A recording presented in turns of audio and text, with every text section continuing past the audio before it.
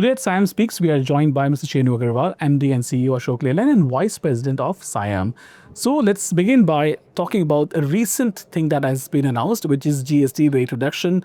Sir, how do you see it? First of all, Diwali has come a little early this time. Oh yeah, we think it's a real Diwali dhamaka. I think specifically for our sector, there is of course the benefit of the price reduction. The taxes will go down from 28 to 18, and that's a direct 10% benefit for the consumers.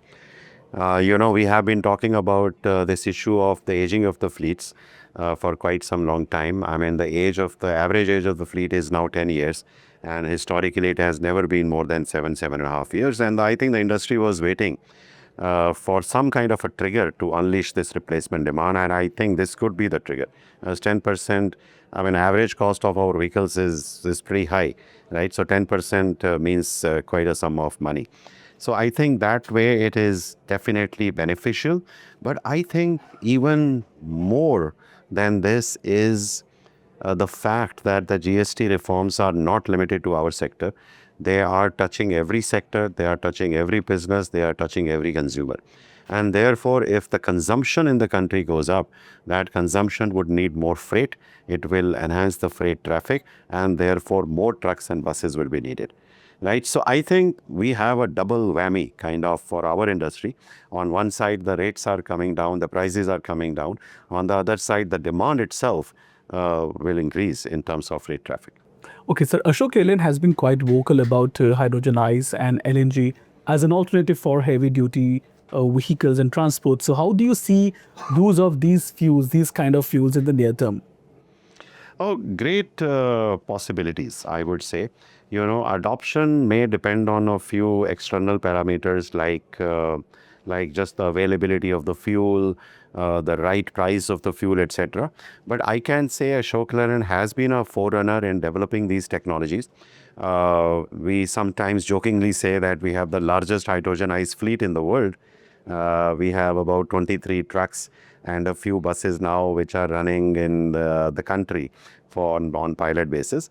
But yes, we are very, very focused on developing these alternate fuels, I mean beyond the electric vehicles, because we think in the long run, the gaseous fuels will be the ultimate answer for long haul. So Ashok Leyland has announced recently 5,000 crore rupees JV with CALB Group to manufacture next-gen batteries. So how do you see this impacting the battery ecosystem and enabling knowledge transfer as well? Listen, we have spoken about this today also in various panels. And now I think India is at a stage overall where this alternate powertrain technology has matured to a certain level. I'm not saying everything has been done. There is a lot of more work needs to be done on hydrogen, EV, LNG, etc. But I think a lot of good work has done.